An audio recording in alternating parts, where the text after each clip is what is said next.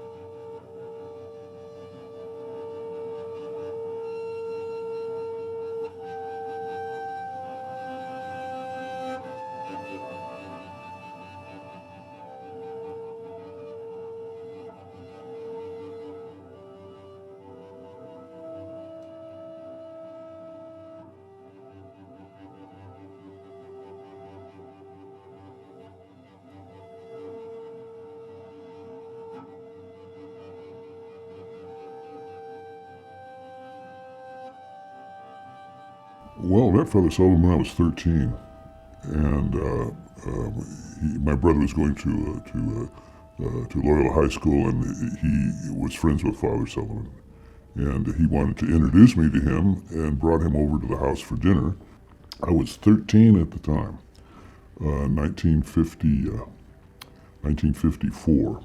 About 2 days into knowing Father Tom, he calls me on the phone and says, "Hey, I've got a new car. I got to pick up my old car in Azusa. Do you drive?" I was driving all over this city when I was 12, 13 years old. So he says, "Oh, you drive? Well, great. Come on, we'll go pick up the car." So that was the first incident. He took me up to Manresa Retreat House. We picked up the car. I drove it back, no problem. And he said, "Hey, come on, let's go for a swim. Come on, it's hot today. Let's go for a swim. It's September." So he took me up to Hilton's place. And you go to Hilton's place, it's a very impressive residence, unbelievably impressive residence. We got to the place, and he says, what do you drink?" I said, "I really don't drink." "Okay, I'll fix one for you." So he made a cocktail, and I drank it. Well, I felt it like pretty soon. We're in the pool, swimming around. He says, "Come on, it's skinny dip time. Get those trunks off. You don't need this. Put them on the side of the pool, So there we were, skinny dipping around the pool. A little bit at a time, he'd swim up close to me, give me a hug, pin me against the side of the wall of the pool, and I was feeling kind of uneasy about it. And he says, "You have to understand that you're becoming a man now. You're not you're a teenager now. You're becoming a man. You need some direction. I don't have a father. I didn't have a father. I was raised by my mother." And he said, "I need to give you some direction. And whatever I do is part of what I'm supposed to be doing here, Let's have a massage." So he breaks out the oil and he starts massaging me down. Next thing I know, he's ejaculating me. And I'm kind of trying to figure this whole thing out, Get done, take a shower, another drink, and then he'd take me home. And he repeated that scenario 2-3 times a month at the Hilton House. And when he wasn't at the Hilton House, it was the Venetian Suite at the Beverly Hilton Hotel. We'd go on these excursions for the weekend to Palm Springs or to Lake Arrowhead, Hilton's homes in both. Same thing happening all the time. But I'm 13, and I'm trying to figure this whole thing out. This is God's vicar on earth here telling me that he's the guy since I don't have a father. You buy the whole program, boy, when you're 13 years old. This went on for 3 years. And people say, "Oh man, 3 years? How could you not figure the whole thing out?" Because he was a priest. And I was started in school when I was 4 at Blessed Sacrament School in Hollywood. 4, I got into kindergarten a year early. So from the time I was 4 till the time I was 18, I was under the thumb of the Catholic Church in the direction of these different priests, and him particularly. What kind of influence do you think his connection to all of this wealth and opulence and decadence had on his ability to manipulate you? Yeah, it was very impressive. You go to this mansion, this bloody mansion in Beverly Hills, Bel Air. Beverly Hills, that's one place. This is Bel Air. very impressive places that he would take me.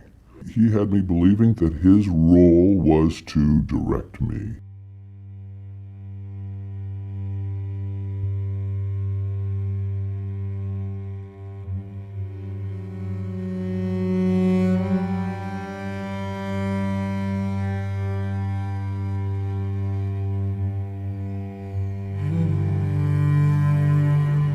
You don't put it aside. It always pops up. And anybody who's experienced this knows what I'm saying. Any little thing can trigger it, and boom, you flashback. And you flashback. You try to put it aside. You try to put it aside. You never put it aside. And that's one of the reasons I came to get some help. Here, I'm almost 80 now. I'm 81 now, but at the time I was almost 80. Yeah.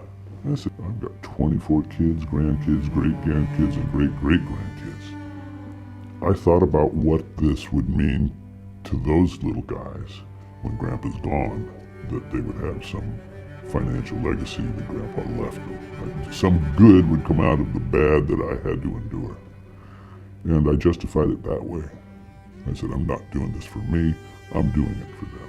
When I first got an idea of going to somebody with this, I went on Google and I Googled accused of sexual abuse in Los Angeles Diocesan. Holy golly. I started thumbing through and picture after picture after picture after, and going boom, boom, boom, 300, 400, 500, hundreds of these guys here. And that was the convincer to me. Wow, it's just not Tom.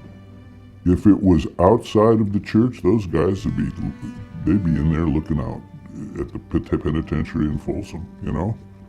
By bringing this to the attention of others that have experienced the same thing I have, I feel good about that now.